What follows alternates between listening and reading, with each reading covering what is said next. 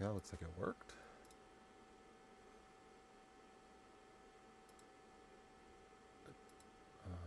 This one.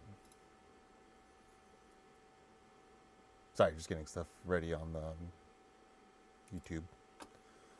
Let's get the chat box going. Nope. Ah, come back. There we go. Great. Hello. All right, I'm just gonna see what Mr. Sky Cowboy sent me.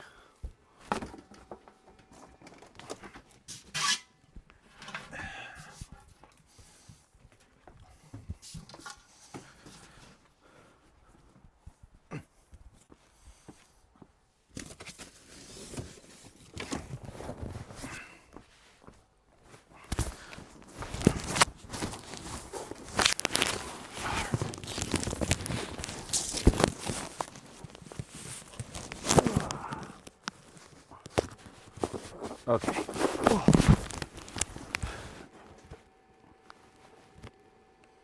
There we go. Hope he labeled it. Oh, he did. Kenya, 5 pounds.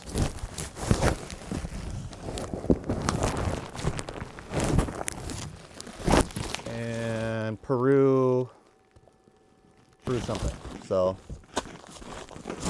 I'm gonna roast a bunch on this, and we're gonna try to get this all up and running on the MaC. Okay.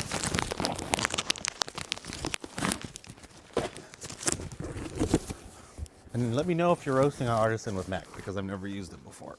Whoa.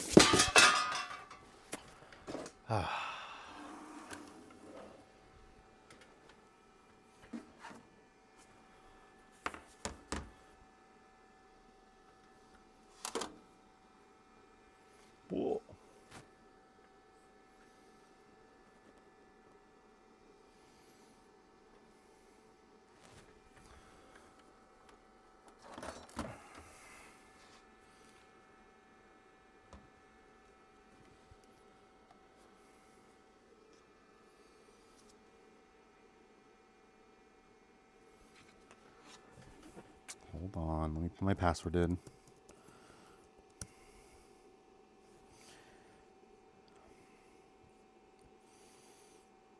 Oh, let me put the V2 profile in.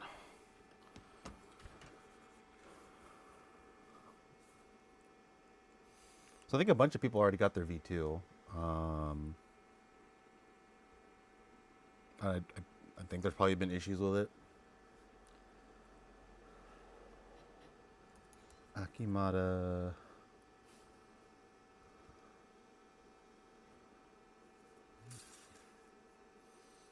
So far, I've been roasting on my V2, and it's not been bad. It's it does its job. It does really well on high beam. Now that the cooldown thing works for the beam cooling, if you're into that. Although everyone recommends you get like an external beam cooler. That's whatever you like. Nope. All right. Open.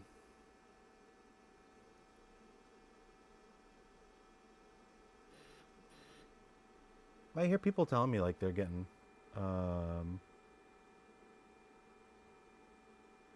sorry, I get alerts from work on when my patients had sepsis. So whoops, let's not worry about that right now. Do not disturb. There we go. Okay. Let's see. You're gonna see me weasel around our MaC today. Let's see if we can get this going on there. So I downloaded Artisan. I just downloaded, and this is what I downloaded the A-log or whatever, the ACID file for it. So now I should be able just to connect it to the top port, and it should work, right? Cross our fingers.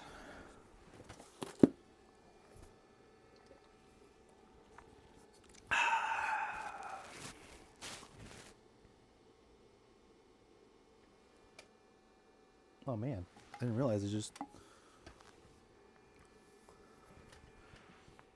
had a, whoops.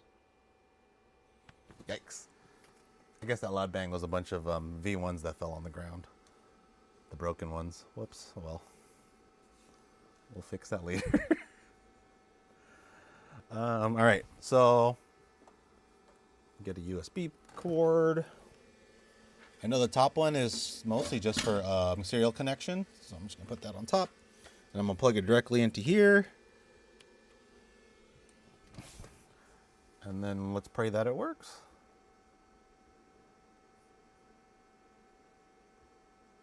It does it. That's embarrassing. Hold on. Let me see. Maybe I have to turn the Bluetooth off on this thing.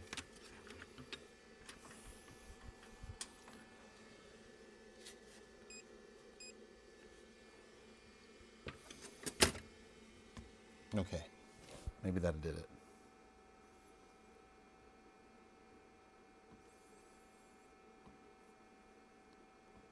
Port. It's not COM4. Nope. Let me plug it into this port.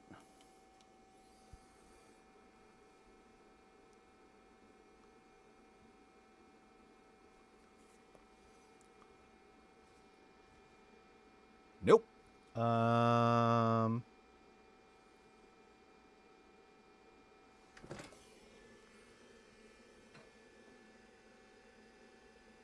Okay. Well, that didn't work, so that should have worked. This is the same cable I use for my logic analyzer, so that should work. Let's plug. I plugged it in the top. Let's restart it. Someone's gonna ask me if I turned it on and off, and I didn't turn it on and off yet, so let's start that.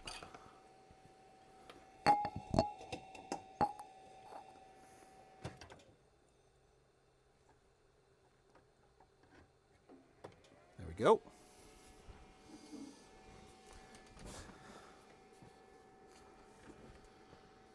All right, turned on and off. I'll plug it back in. Okay. Why aren't you using Bluetooth? I'm gonna use that next because I don't think this is working. The question was like, maybe I missed it. Why aren't you using Bluetooth? I'm probably gonna try that next. I usually like serial connections to things, even though I've been a proponent of like high-beam. I still kind of like it serially connected. It usually transmit information better over the cord and things like that. Although it's probably minuscule now with Bluetooth technology and whatever. So in terms of like the speed or whatever. So let's find out. Let's see if I can get on Bluetooth. Let's turn on Bluetooth. It's still not popping up on here. There's probably things I may have to do on a Mac. I have no idea. When you want to use the cable for the Mac, you should switch to Bluetooth on the tablet. When you want to use the cable with the Mac. Okay. I'm not like dogging you or anything. That's just interesting. So I'm going to go ahead. I'm going to put Bluetooth on. I'm going to, I guess, plug the cable back in. And see if that works.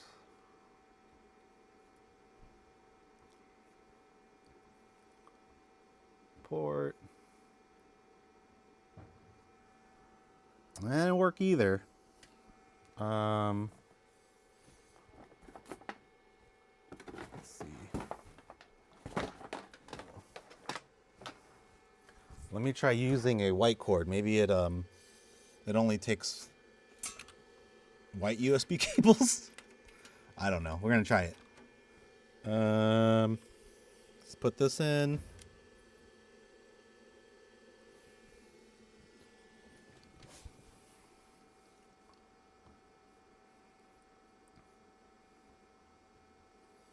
Port. No dice. All right, that didn't work either. Bluetooth's on. Put a new wire. I mean, while Bluetooth's on, let's try to just add it to Bluetooth.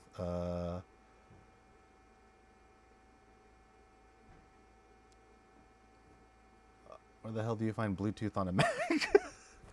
Bluetooth? Sorry, y'all. Okay, I think that's it.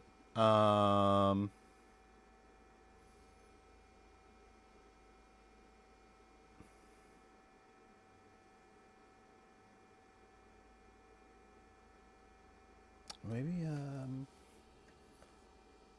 don't know.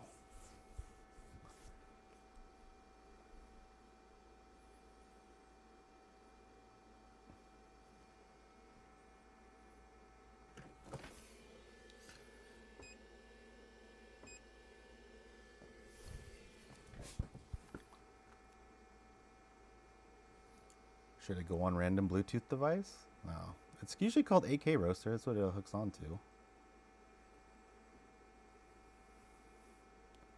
There it is. All right. Let's connect to there.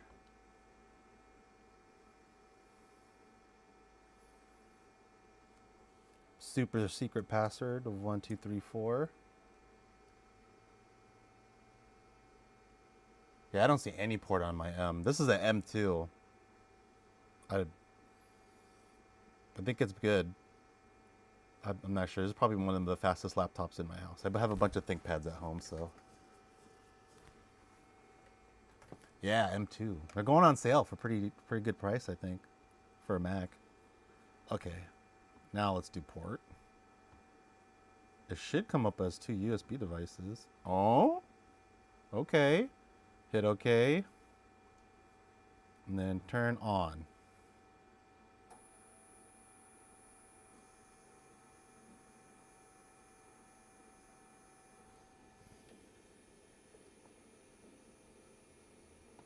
And it's working.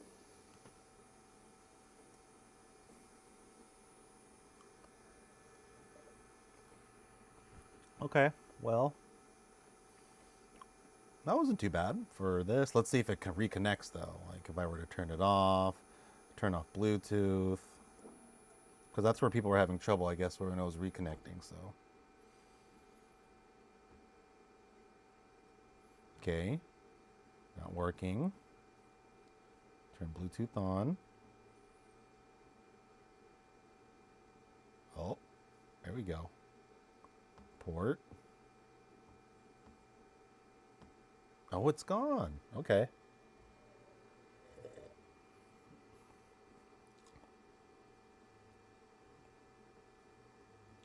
Now, I'm not here to fix it or anything. I'm here just to figure out what people are having issues with. So it's not connected. So maybe we connect to it.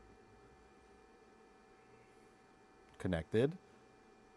And then config port. It's back. Hit OK. Hit on.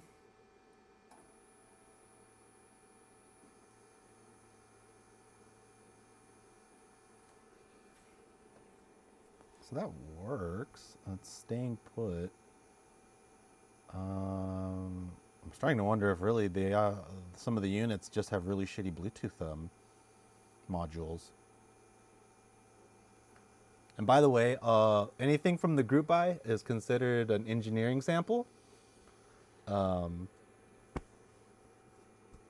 just consider them engineering samples because the Bluetooth in here is not FCC compliant. So if anybody asks you if you got a V2 and where'd you get it from, you got an engineering sample. Please don't point to me. I guess at this point they are engineering samples because of how well built they are.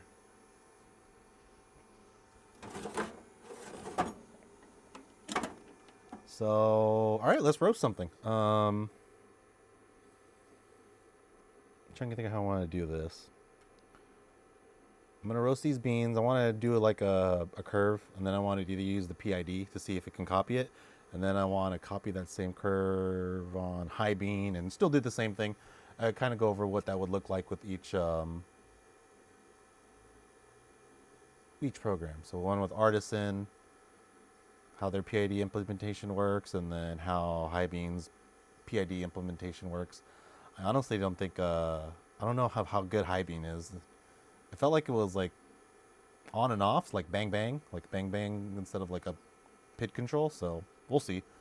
Yeah, if you ever use high beam, the new update, if you look at the way it turns on and off the light, it's like it doesn't gradually bring it up to like, you know, by percentage wise. It looks like it just turns it on and off, and that's like called bang bang, because literally just, you know, on off. You're just trying to modulate it to get it to the temperature that you want.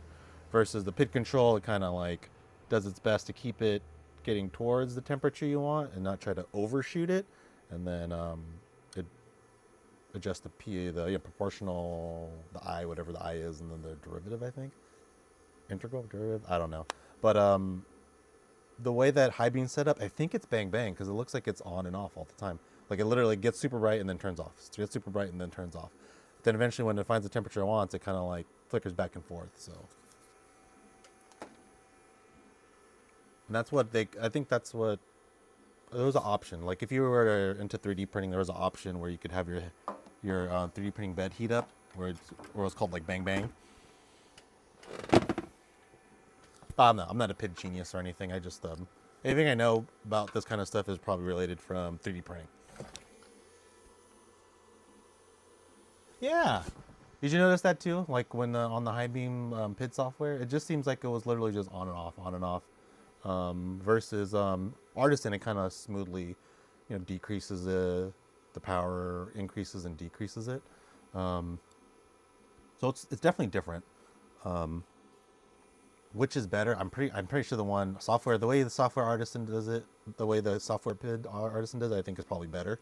High beam is just on and off is weird. It just I don't feel like you're gonna get the temperature you need, especially when people are so. You really want that control when it comes to PID following a background curve.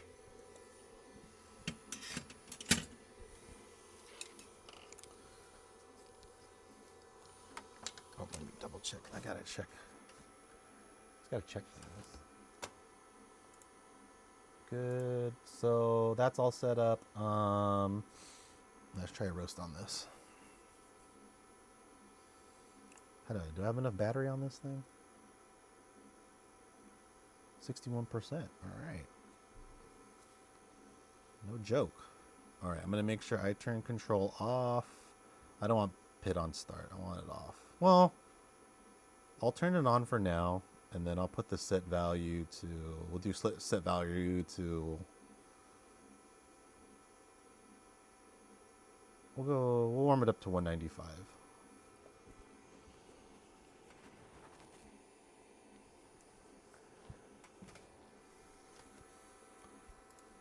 Go ahead and we'll do 195. I'm trying to think. Also, let me know, I guess, if you do have the group buy, if you did do one, let me know if you're having weird Bluetooth connection issues. I brought it up with them, and they'd say they want videos of it, and they want me to turn that in. So, so let me know if you're able to do that. Oh, fuck.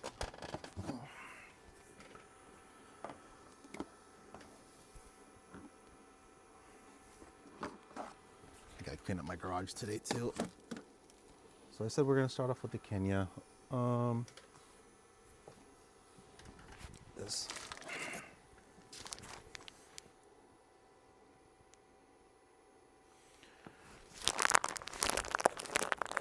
Let's start off with 360 grams of that.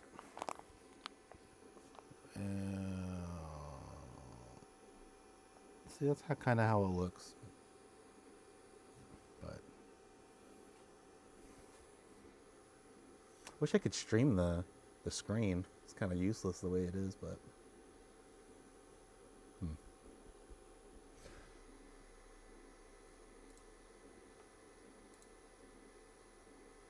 There's some serious lag on this phone. Hold on.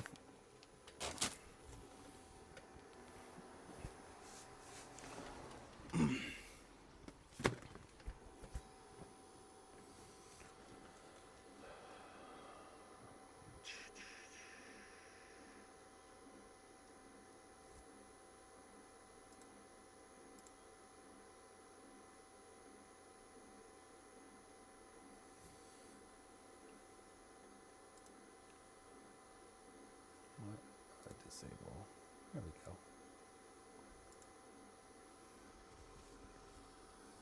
Wait, why is my phone why is this being super slow?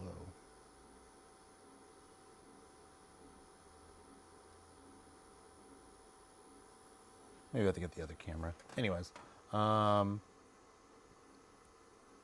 many pounds has everyone roasted on their V2?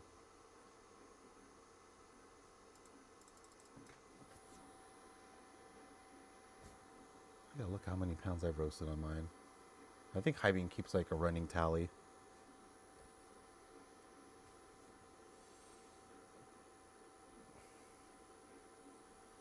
This is still warming up.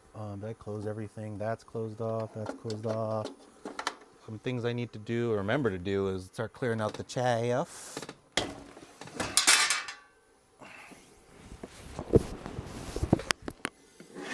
Ooh, Jesus.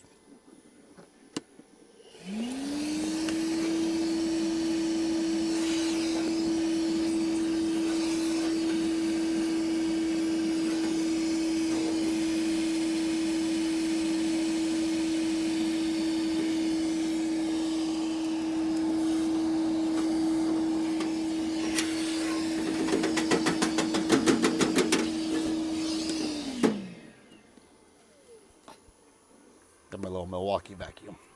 Oh.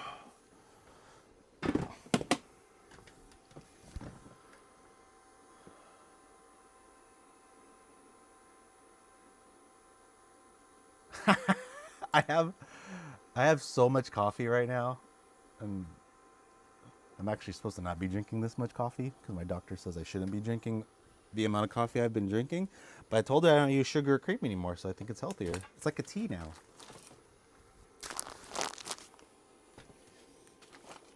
But I just admitted that on my last visit to my doctor. I said, yeah, I stopped drinking coffee with milk and sugar. I'm healthy now. I'm a changed man.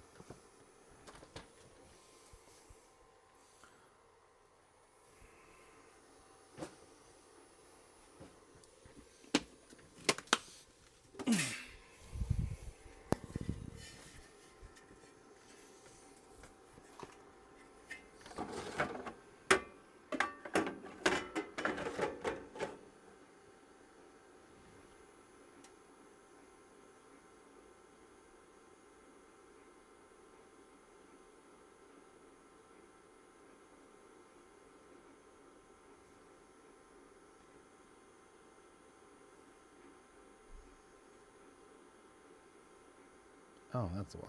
Let me close all these apps on my phone. I probably should upgrade my camera.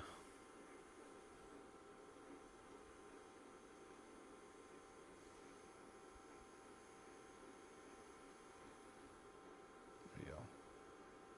So freaking laggy. I don't get it. Oh, maybe because I'm on... No, I'm on that. Am I on this network too? Oh, all right.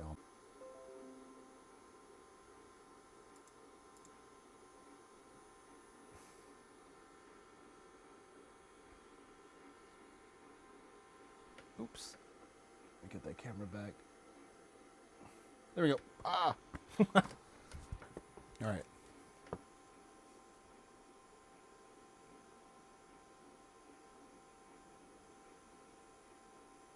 You know, there's not a lot of people uploading them. That's the problem. That's why I've been trying to have people upload them so I can be like, oh, see how your roast is going, but I don't know. Sometimes people don't want to upload them.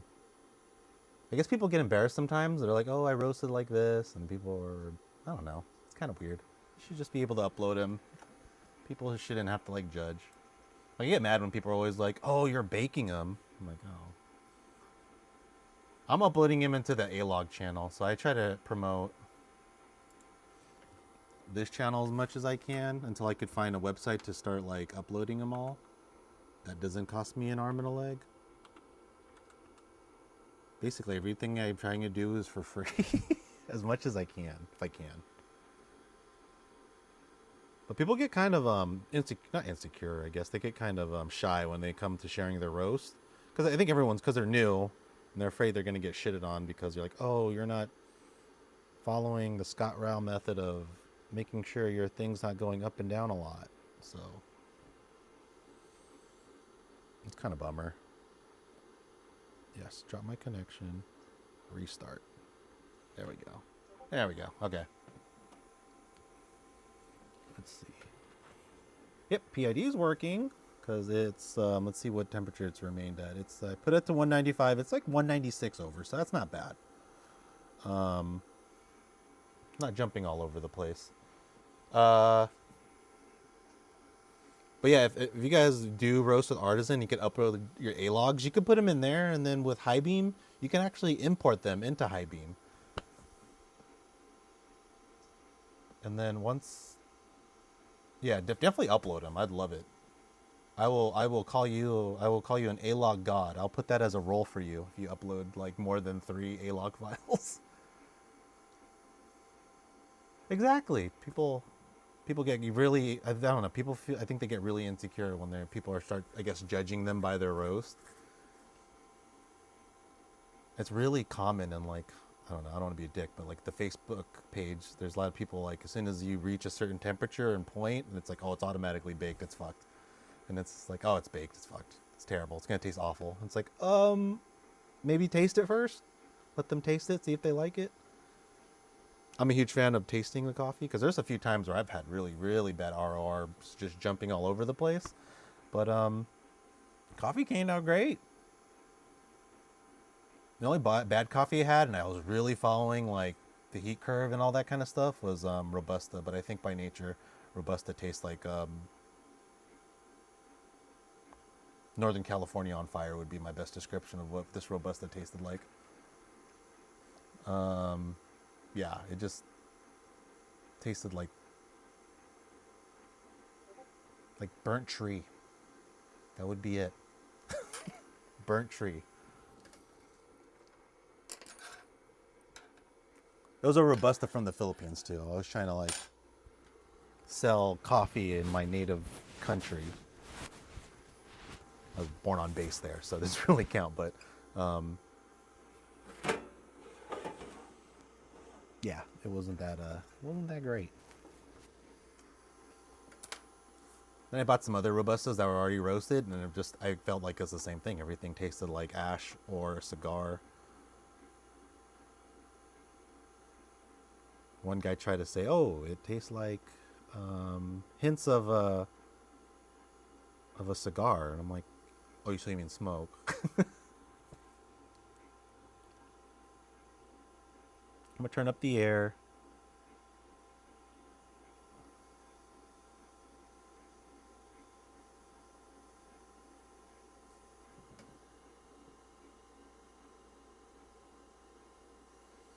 What's cool is I did a geisha.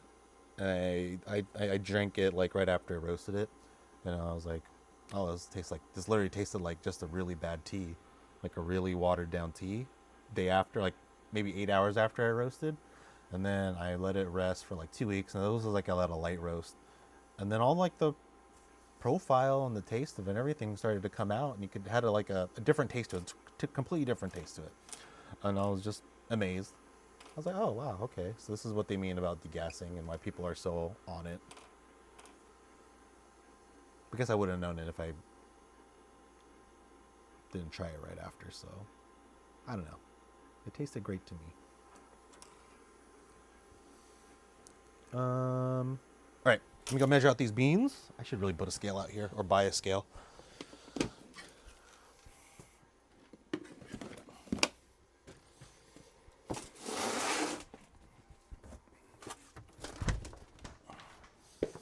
Hi, puppy. What are you doing? All right.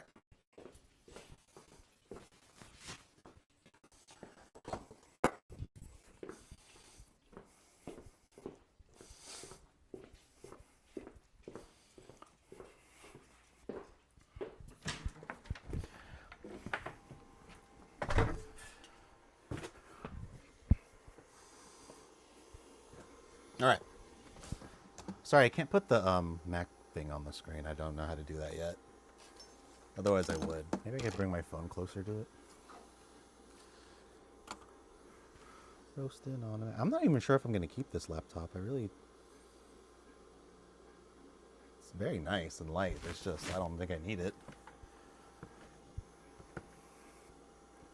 All right, so it looks like the PID control is doing good. I'm going to try using ET, environmental temperature. I know I've been saying that it's kind of useless when it comes to using it for compare your roasting data. I think ET could be best used just to set up a temperature where like a pre-warming temperature, like a temperature that you want to start every roast at, right? Because I think it helps more with just the preheating side, and that's about it. It kind of tells you what your chamber is at right before you start heating, and I think that might help when you do things with like PID. When you try to use PID control to roast on a background curve. If you just have the ET maybe set to the same temperature as it was last time, and I'll take note of that. It might be actually more useful information than what I've been crapping on about it. Because I basically said it's been pretty useless. Like, why would you need ET?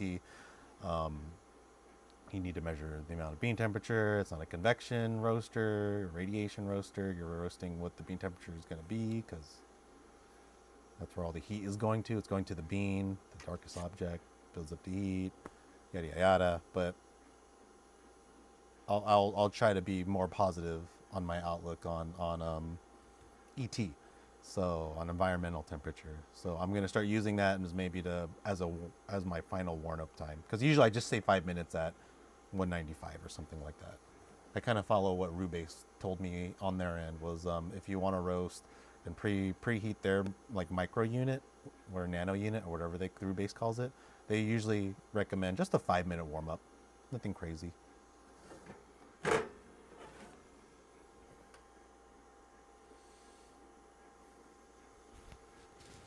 But I do want to put an exhaust temperature probe in the pipe, because that's more indicative of what's happening during the roast, like the amount of heat leaving or going or increasing or decreasing. And I think you could like predict maybe first crack using just exhaust temperature.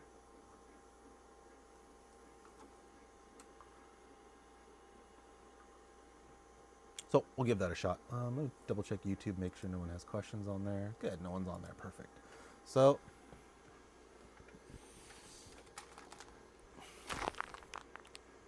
let's see. Oh, someone told me to use those. I went to a restaurant because someone said, you know what really makes really good cups to pour your beans in? Are those to-go cups from the restaurant. So I like asked the lady after I ate my Thai soup if I could get like 2 of them. My Tonka guy.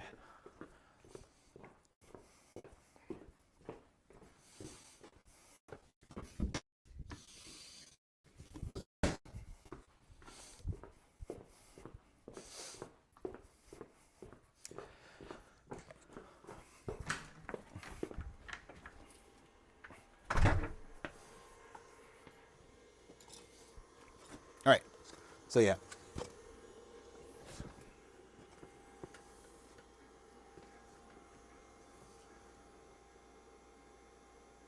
No. No, yeah, I don't do a very long preheat. I was actually I was talking to one of a person, a Rubase employee, they're in sales. I was pretending like I wanted to buy a Rubase roaster, so I asked them a bunch of questions like, oh, what do you? I mean, if it's like a regular roaster, do you guys do a lot of preheat? Because I know like convection roasters and conduction roasters, they usually do like a fairly long preheat. I think 30 minutes. I know I saw a bellwether at the this new roastery place that I go to. Really good.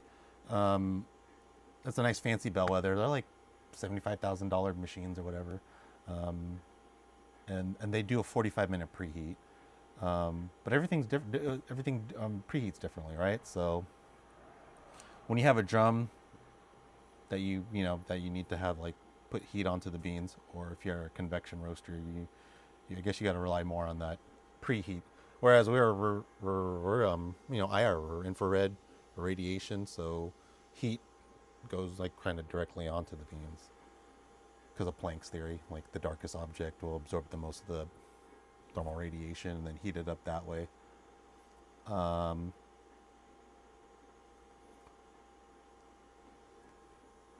think, what is it? One of the guys was the big guy, Renatoa. I always go to him because he's like a genius when it comes to roasting. But he's mentioning like about 80% of the heat that goes to the bean is literally coming from the lamp. We're not like recirculating hot air or anything, because this machine isn't built to hold in hot air that great.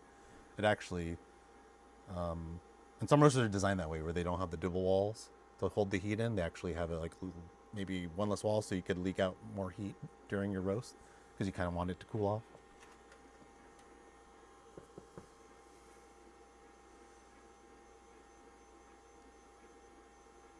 So you know what? I kind of just I wait till it peaks. I look for when it does like the peak time, then I'll start trying to like come down from it. Because usually if I try to set like a number, and because I don't have the same bean, I haven't been roasting with the same bean consistently until probably a month ago. So I haven't been keeping it in mind of what ROR number I want to keep it at. But I usually wait till it kind of peaks. Like you'll see when it kind of peaks and it kind of goes on a downturn. And then that's when I start letting out heat. Like I start like dropping it slowly. I'll see if I could show you. But there's a certain point where it'll peak, and sometimes it'll flatten out a little bit, and you could kind of like assume that's where it's going to stop at. Because usually when it goes on the directed course upwards during the heating cycle, it'll go up and up and up, and then it'll eventually downturn. And then from there, then I start like letting down, like maybe by 5. Like increments of 5, so -5, then kind of see what it does next, and I kind of react to the curve, because with our ROR and everything and how fast the system responds, it does a lot better than like a convection roaster where it takes 30 seconds to notice a difference in the ROR and how it gets affected when you adjust the heat. Whereas if you were to do infrared, it's actually pretty freaking quick because all that heat is still coming from that lamp. It's still heating up the beans. So once you adjust it, you get a pretty quick reaction of what's happening during the roast. So I kind of follow what the ROR is doing. We're kind of blessed with that response time from infrared. So what you can do is kind of like see how it goes, then I'll just drop it if I see it like do a little weird downturn or upturn and downturn. Like I'll just drop it more just so I could get that declining ROR curve. Let's see if that happens today.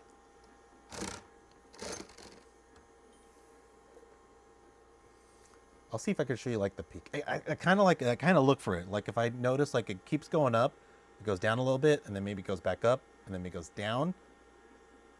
And then sometimes it'll plummet even if you keep it at the same power setting. And when I see that happens, then I'll probably go, oh, maybe I should drop the heat down a little bit. You have to kind of play with it.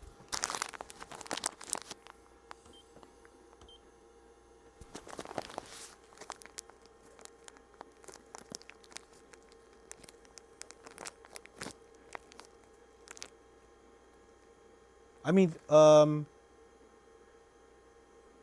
it's weird because it's like it penetrates it deeper. Actually, yeah, FIR. It actually, I think it's supposed to penetrate deeper than NIR, near infrared.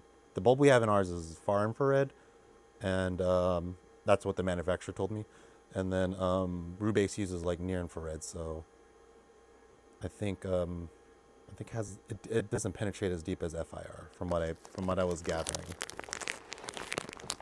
I think mostly they did FIR because it was cheaper to make those bulbs. Like if you look at this roaster, most of it is not built for like, oh, I want it to be this at that or this. This roaster is literally built to be like, I have these extra parts in the back storage, like these turntable motors. Do you think we could slap that on there? They're only like 5 cents a pop. Okay.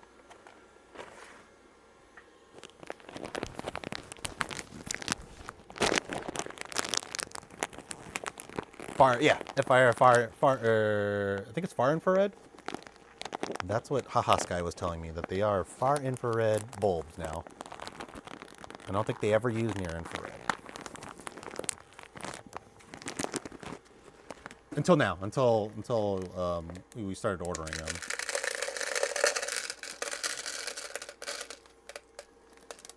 Jesus Christ, that's got a hole.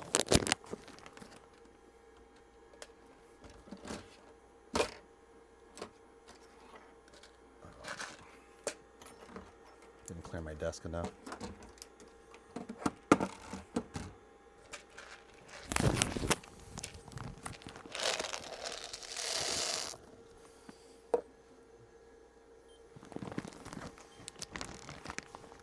So, and all this stuff is kind of just like what I've been gathering from people in Renatella, Sky Cowboy. I always ask those guys their opinions on roasting, so a lot of that stuff comes from them. But we also have, I don't know if you guys know Rob Hoos. He actually has a Skywalker right now. He's playing with it, but we're just having trouble getting it to work on a Mac. So I'm actively, I think I'm just going to send him one of my extra ThinkPads that I have. Oh shit, fluid ounces unit. 518. That's a lot.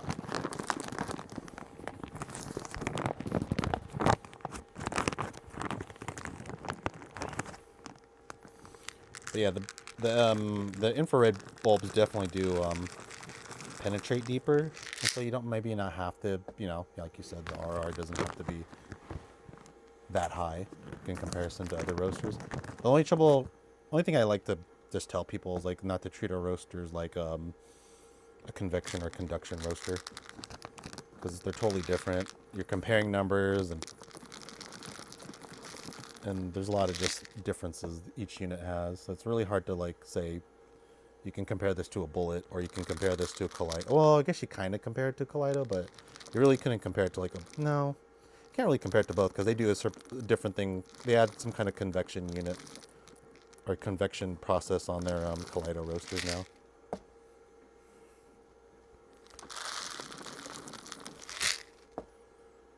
But yeah, definitely one thing is like gotta follow the heat. I gotta hurry up. Come on, they're 360. I'm gonna do a 360 roast. So let's see. I'm gonna start. I think 168 is a good warm-up number. Let's remember that 168, I guess, would be a good warm-up number at 195. Control. I'm gonna turn off the PID. Hit OK. I got the drum. I'm gonna set as low as they'll let me. So I'm gonna set the drum to 80. All right. Let's get some of those action shots, I guess. So we'll pour it in. That's on. Oh.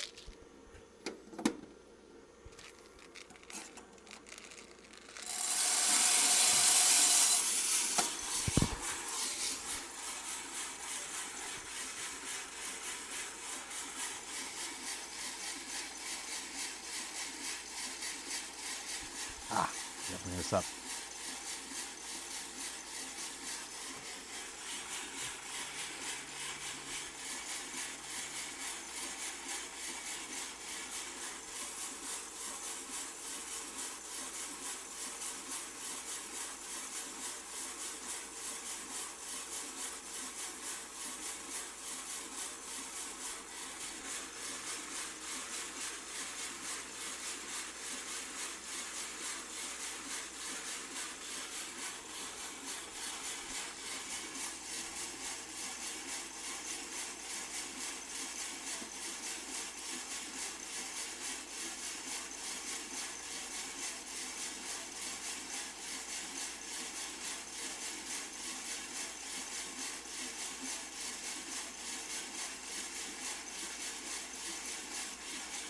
Where's my RR curve?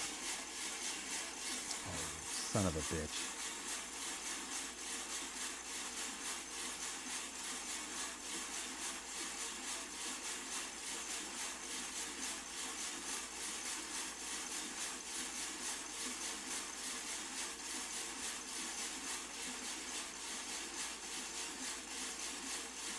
There it is. Okay. I was like, where'd it go?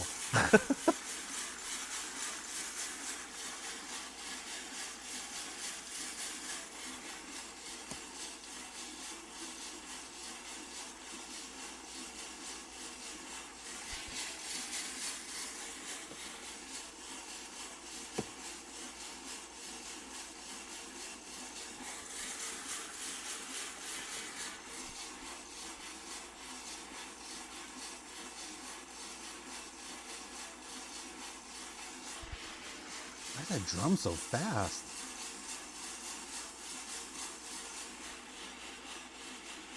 Oh wait, that's better. Colors are reversed. Let's bring that back. I'm fucking this up really hard. I'm gonna drop it though. I'm gonna get drum all the way down. There we go.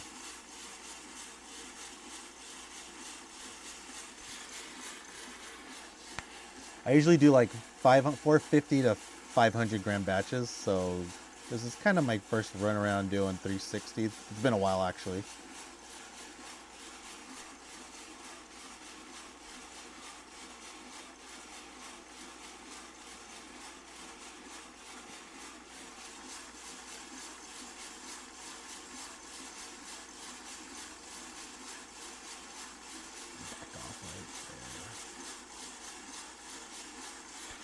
See where it kind of peaks right there, and it kind of was going down, and then go back up.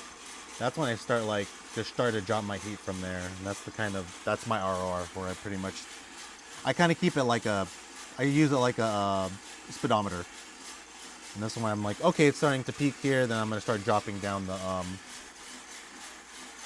the burner or whatever the heater, the percentage.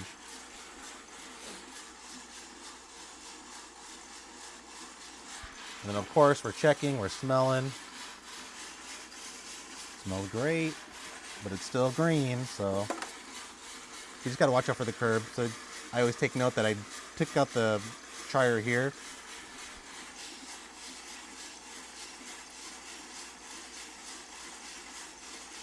And you put I took out the trier button.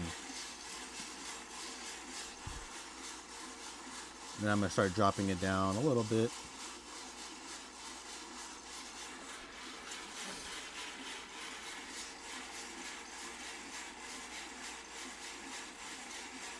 And you see kind of how quickly I took out the trier, how much it affects your temperature.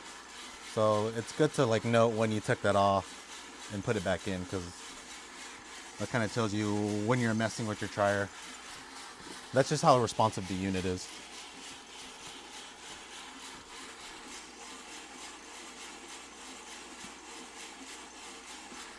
BT, I'm pretty sure that's dry phase. Yeah, I missed dry phase. I should have been on it.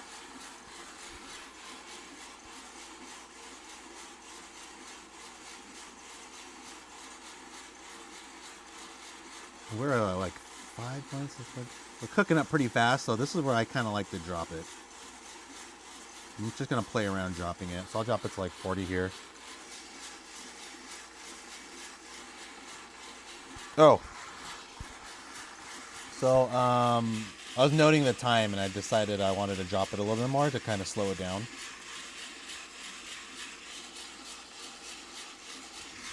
I didn't note the dry phase early enough. When I pulled out the trier around minute 3, I kind of lost track of the heat of it, and I wasn't looking at the browning. This is gonna be a fast roast.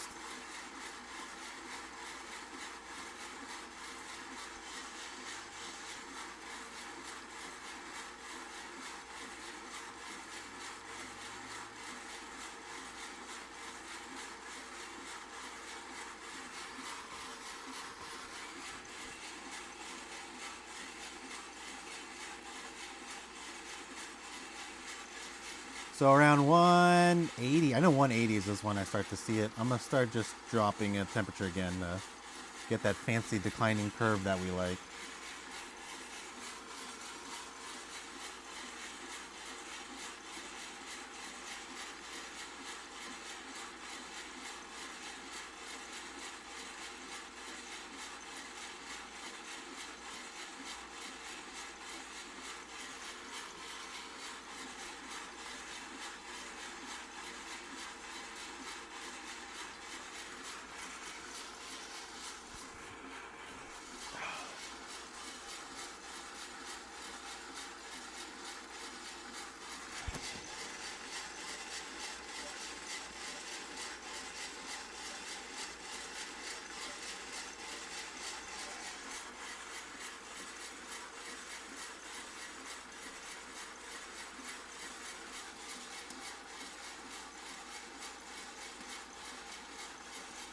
First crack's rolling around.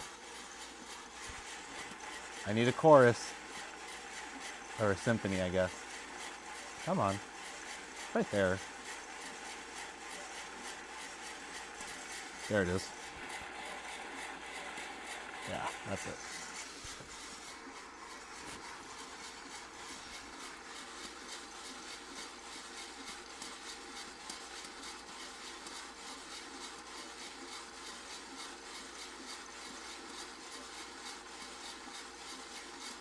Good. I was able to stretch it out to at least 8 minutes. So first crack, I'm going to probably do from 1:30, and then I'm going to drop it.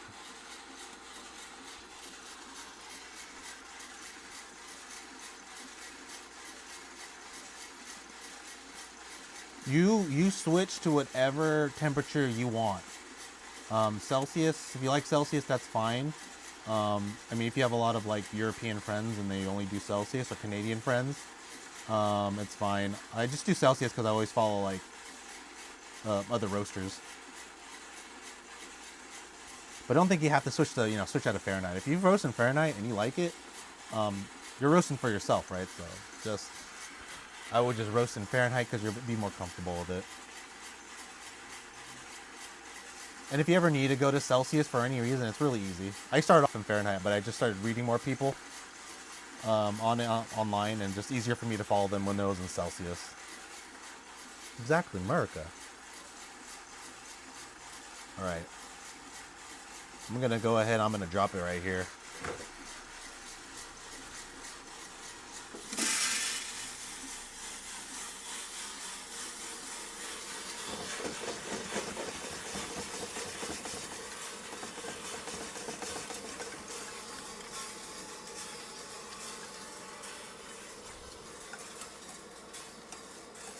I got 9 minutes. Not bad. I thought I put a little bit too much heat because I did a 360 gram batch, and I'm used to like 460 and up because I usually put a Sweet Maria bag in.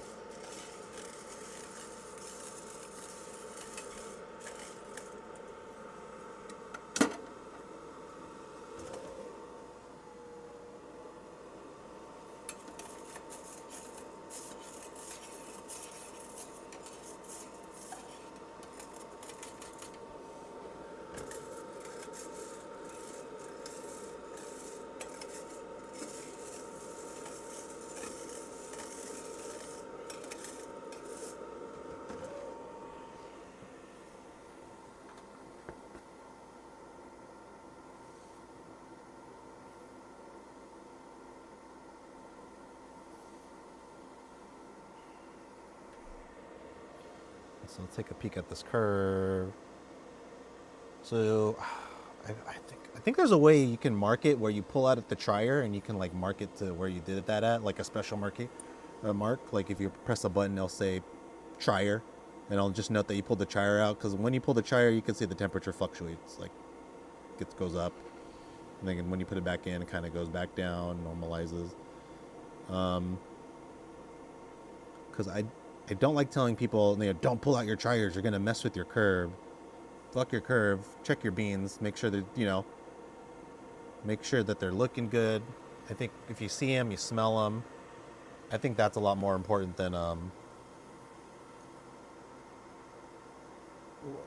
just like following the curve the whole time. Like, oh, my curve is bad now because I have 2 flicks and crashes. I can't taste this. If someone said I could taste this,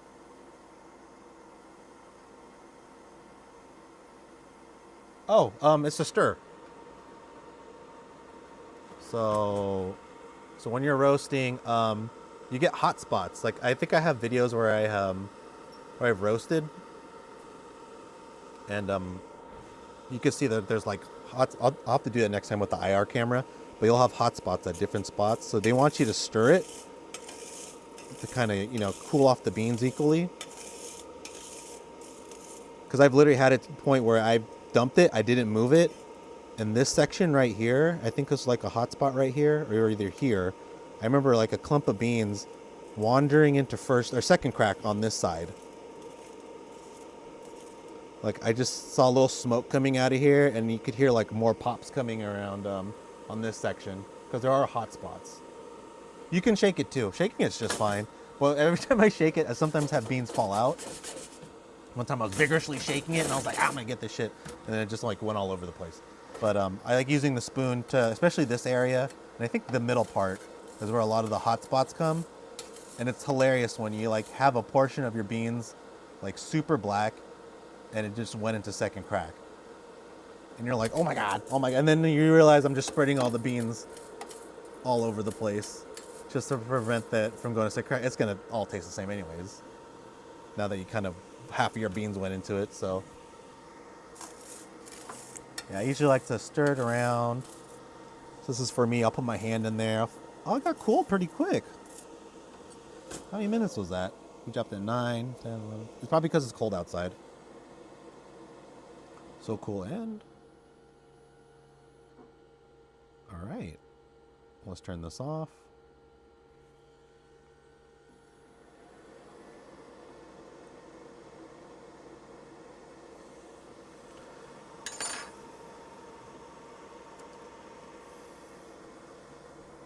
Okay, can you stop with that? I'm gonna save this. Save. We'll call it. Yeah, we'll call that for now. I'll look at that later. I'll upload it.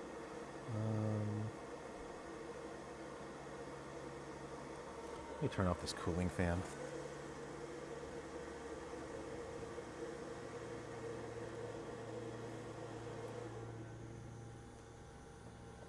Yeah, so yeah, Theo Dread. Rob Who's has one. I sent him one.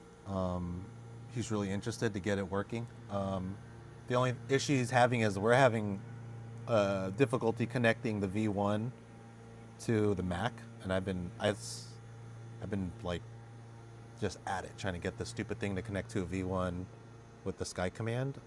There's people telling me they can do it, and I just haven't done it. But I know he really, really wants to get on Artisan because he said he's been. I think he was roasting a lot with it. He was telling me like, "Oh, I've been at it today. Been really trying to get it going, but we couldn't get Artisan to work on his V1 that I sent him. So I got all these like educational laptops I usually buy from like recyclers for pretty cheap. So I'm just gonna send him one with like Windows or Linux on it, and just have it all set up. Oh, he'll be doing a like one of these. So I gotta set up a date and time to where when he's all ready and I get everyone set up, he's gonna come here. Well, we're gonna go on Zoom, and then I'm gonna post it on here, and then we're gonna have a Q&A, and he's gonna kind of give us what his thoughts are. And he just came out with a new book, so he might talk about his new book as well. So which is cool. I'm okay with that. I'm just more interested. Definitely interested in what he thinks about the machine and the differences.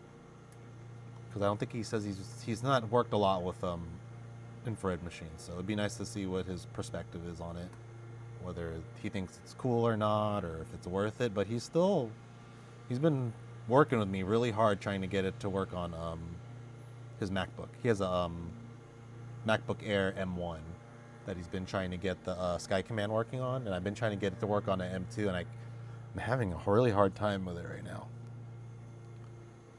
I'm like, maybe I should have just sent him a V2, but I sent him a V1. I'm gonna probably send him just my extra laptop that I usually just have around. I usually just keep spare laptops for some reason. But yeah, the next thing will be him kind of just going on like what his thoughts are on about it, and I'll see what he thinks.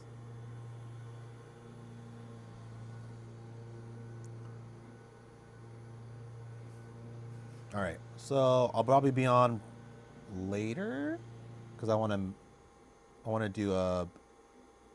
to use that curve. I want to put this on a background. Let me see if I can do it now. Background curve. Load.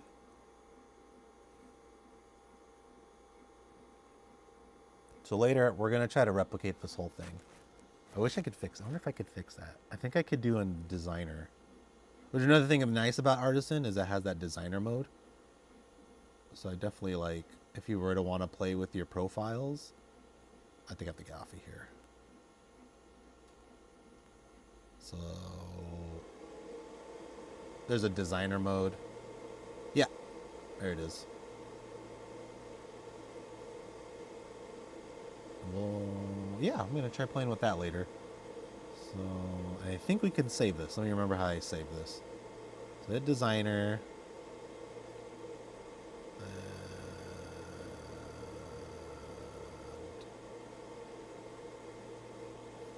God, I can't remember any of this. That's okay. I think that's the curve I want. Save as, I'll call that pit curve 1. And then I'm going to do a background. I'm going to put that on my background instead.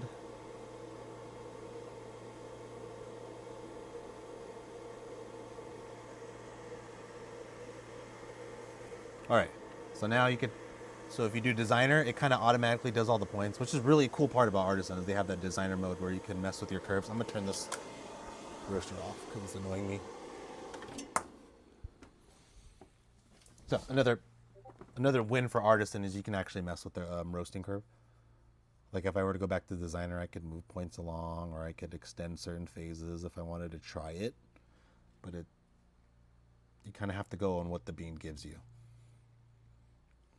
Like I couldn't like go to designer. Yeah, that's fine. I couldn't go to designer and just be like, well, I wanted to do this now. And yeah, or I wanted to, go up and down like this. You kind of have to keep it to what the curve was giving you, and just try to keep it similar. But you can adjust little parameters, maybe extend certain parts, extend the development period if you want to try doing that. Decreasing the temperature, increasing the temperature, maybe moving the curve along. But you kind of have to, you pretty much have to try whatever. Let's exit designer. And I'm going to take this curve off.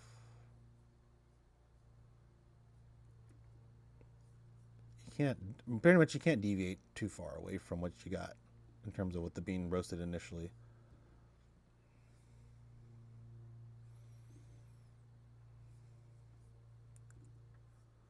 So we'll go to roast, background, and then load, then PID curve. So on my next roast, we're going to try putting this in, and we're just going to see if the PID profile can actually do it. And then I'm going to take this exact curve with this same bean, and we're going to toss it onto high bean, because high bean has that import alog command or function. So we'll try that too and see how well their PID software does. And then after that, I have a V1. Yeah, I'm going to upload this one. I'll upload this one for sure. But and I also have a V1, and we have it set up where it has hardware PID, which is supposed to be better. We'll find out. So we'll try to put that on this V1 over here with high beam.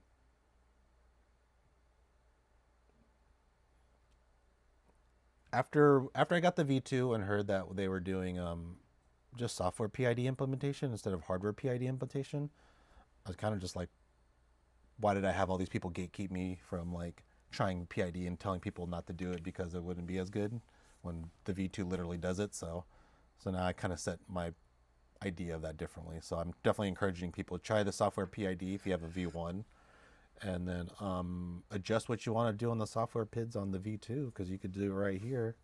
Control, start messing with all those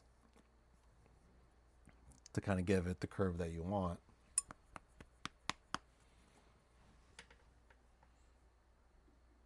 I just remember a lot of people's like, you can't do PID control on software PID. And then V2 is like, okay, that's a feature now. That's a feature we totally implemented. Because, yeah, about 5 months ago, we already had PID running on an ESP30. Well, I think on a Nano we tried doing it. It didn't work out that great. But as soon as high beam came out, we implemented. I had it implemented a whole lot better than it was before.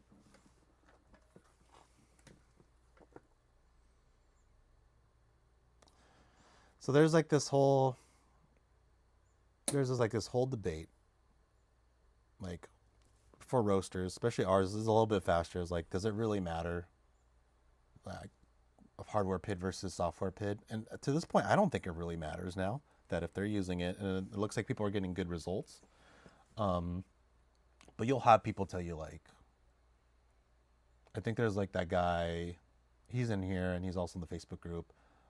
He's like a PID control engineer or something like that. And he's telling me there's no way you could have software PID be as good as hardware for this. And I was like, okay, then maybe I should stop doing it. And then now I'm kind of just like, whatever, you could, if they're doing it now with the V2 and it's working well, then why not just do it to V1 and just do software PID that way? Exactly. If it's not as good, it could still work. I believe the same thing. If it doesn't work as good and it works well enough, that's great. That's great for a $500, $400 roaster. That's fantastic for a $500, $400 roaster. Because we had, what's his name? He's on the Facebook group. It's the Brett Ellis guy from Kaleido. And he's like, yeah, the V2 or the V1 he wasn't really impressed with, but he's telling me, oh, you know, the V1's not that impressive, but the V2 is a whole lot better. And then just seeing how they both came out is like, oh no, they're basically the same thing, except one has a newer motor and a newer controller board.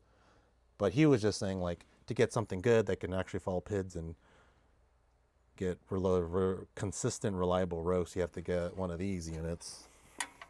Sorry, it's heavy as fuck. But you have to get one of these Kaleido M2s to get anything close to consistency and quality and stuff like that, or for auto roasting or whatever. But I think what the V1 and V2 are slowly proving that you really don't. That these janky roasters can actually do pretty good work, can do solid work. Not to say that the Kaleidos are trash, or they're great units. They're well built and they feel great. It doesn't seem comparable for the price. I paid $800 for that and I felt good. It's used.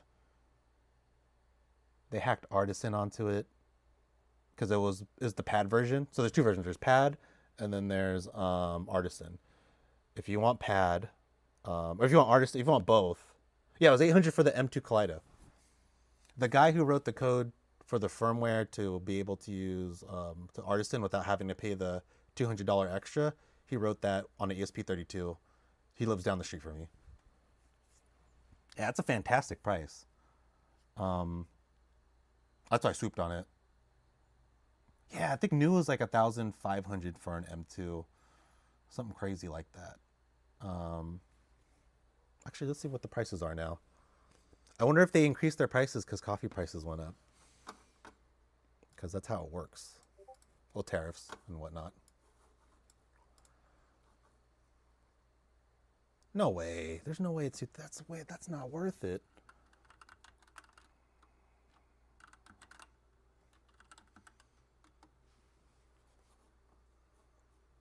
There has to be. For the M2S? Oh, okay. Let's see. Let's go. Let me put that screen up. Let's just take a peek together. Turn this off. There we go. All right. So that's the M10. That makes sense. Oh. Wait. Well, this is the dual roaster. That's M2 dual system. Oh, you're not joking. It is.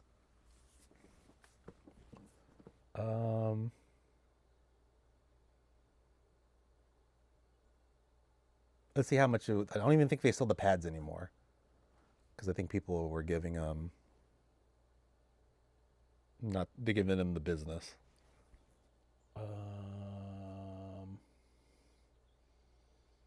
tablet PC is not included. That's an M6.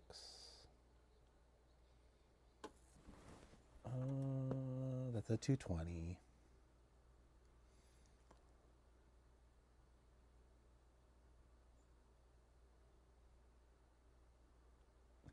Oh, I guess they don't sell that anymore. Oh, that's good for them.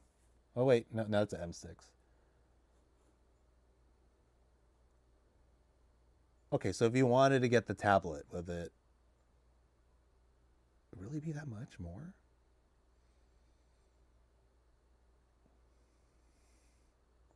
I would just go with Artisan.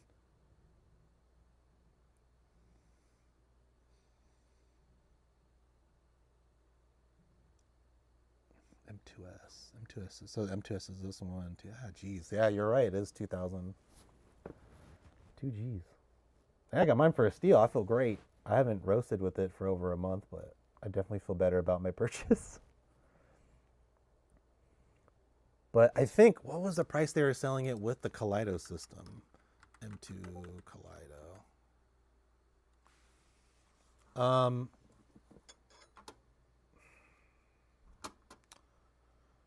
I'm gonna sound like a. I don't want to sound like a shill.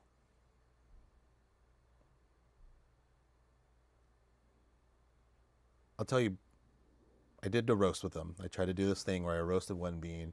I try to, keep please separate, don't put labels on it. Then I roasted another beam, and then I on the Skywalker and the Kaleido, and I was like, okay, I got these two separate beams. I'll make sure I separate them, and then figure a way to label them. Like a week went by and I forgot to label them. Then I forgot which bean was what. So I was like, okay, well at least let's taste the difference. So I kind of tried to do the same profiles as each could do because they're kind of a little bit wonky. I couldn't exactly replicate it, and I didn't want to. It didn't have like the PID work into whatever, so I kind of did manual on both of them, and I couldn't really. I couldn't really taste the difference. I'm pretty sure there was like maybe differences tastes that I was missing because one did like roast longer than the other by like maybe 45 seconds. Um, I couldn't figure out which one was which. Like I couldn't be like, oh, this bean tastes worse or this bean tastes better. They tasted the same to me. Maybe somebody with a better palate could figure it out. They have these bulbs. Oh, I'll show you. I think they're some kind of. I think they're middle infrared, but the same like ours. They're like carbon. I think they're 800 watts. Yeah, they're 800 watts. This one's 800 watts, 110. You could tell by the coils. Um, but they use some kind of convection system. I'm not going to pretend like I understand how it works or anything, but they called it sealed, and it's some sort of new convection way of roasting it, and it's different. But I want to say generally this is what heats up the beans mostly for Kaleidos. Really nice though. They coil them up really nice.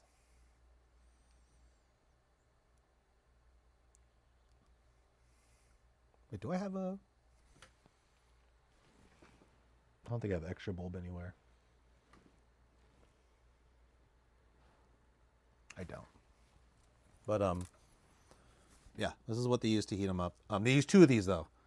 So some of the units have one. You can add a second one for more power.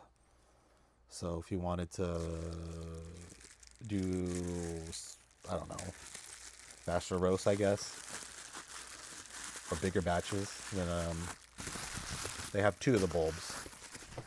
I haven't set it up with two. I only have one. I think it has a second one in there. I think it has a second one.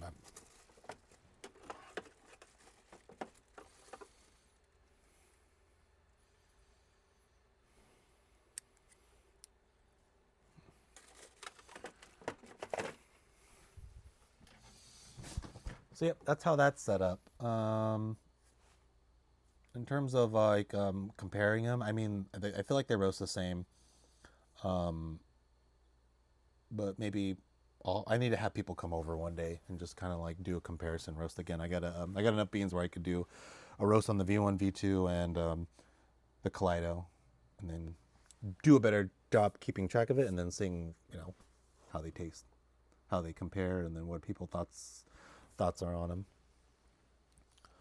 But I just know I wouldn't pay $2,000 for a Kaleido. I would never pay $2,000 ever, ever. Pay $2,000 for a Kaleido. It's just way too much. You get a pretty similar experience for like a V1 or a V2. Probably better on a V1. That's just my opinion. But you know what? They do look great. I'll give it to them that they look, with the Lambo door situation they got going on, I think they look fantastic. And they're built like a tank. Like, they're really heavy. I feel like I could drop this and it would probably be fine.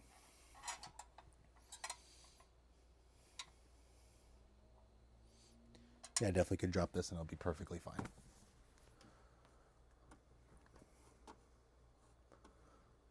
But if you have any questions, let me know. I'll do the PID roast maybe tonight, and we'll compare. We'll see how it goes.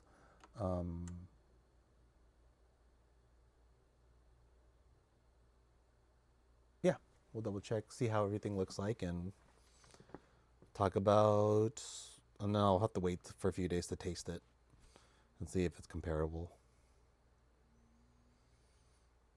There's a lot I got to do. Then I got to finish these V1s. Oh, I got 2 more V2s. I gotta draw those names real quick. So if you want to try getting your hands on a V2, I have 2 more units left. I'll give you the link. I'll put the link here in case you guys see this later. I'll do one right now and then the other one later on today. So more people could hop on, but let me find the link. No, they're still looking for them. I gave them back all their stupid car parts of whoever they're from. They're nice enough to take those from me. They're not nice enough to bring back my units. I think the forwarder is trying to say I'm lying. Like, I ordered 30, he gave me 27, and now he gave me 3 boxes of something else. So yeah, I hope I don't get shafted on this. I told Vanessa from iTopic, your next one will be. I could probably do a chargeback, but then I'd lose favor. I would lose access to Alibaba, I think, because we did it through Alibaba. And if you ever like do a back charge on Alibaba, they just kick you off the whole. They kick off your address. They kick you out the whole system. And I use them a lot for all the other parts I'm getting for the units. In terms of like stepper motors, EDP and belts, things like that. All these upgrades I plan on doing to the V1. Because the next thing right now is I'm going to kind of be done playing with the V2. I don't know if I'm going to keep it. I'll probably sell that or something. And then the next few videos, I'll probably be doing a series of turning your V1 into a V2. Under $800. I think you could do it easily within like $100, maybe $150 if you get a really fancy board like the one that we have. Adminuica has that uses a TC4 or TC, a thermocouple. But yeah, no chargeback. I don't know what I'm gonna do. I'm not freaking out, but still freaking out. That's still like 5, 10. It's like $1,000, close to $2,000. A little less than 1,800. We'll see. I don't know. If they want to keep this group going, then hopefully they'll just either send me 3 more units, and I could hand those out. 3 more engineering samples. Just 3 engineering samples. These aren't out for public. These are just engineering samples.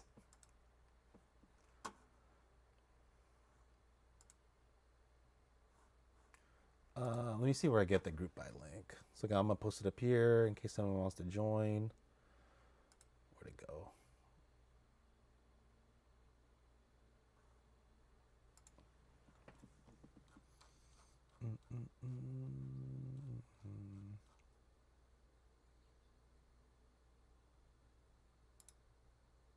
Oh, here's the sign up.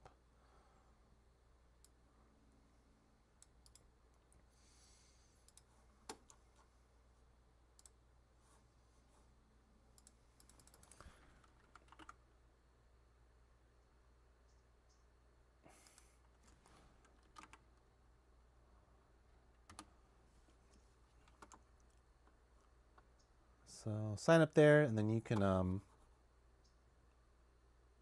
try getting some.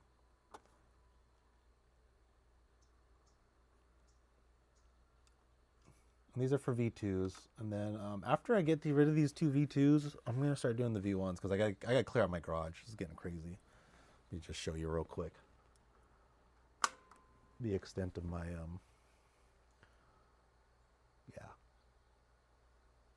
my garage is in shambles. I just dropped this, like, this is my broken tower of V1s that I'm pulling parts off of.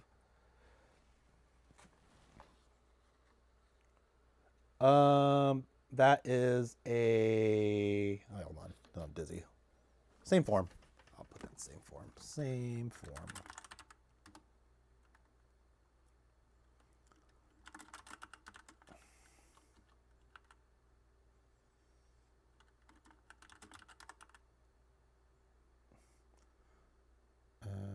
I'll be on later tonight. Oh, I'll tell him. Oh,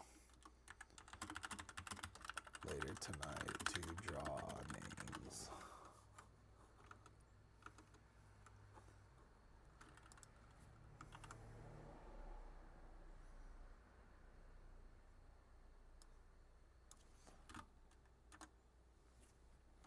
And this will all be random. I put the form up on YouTube too, so this will all be random. I'll just draw the two tonight. I just want to get rid of them.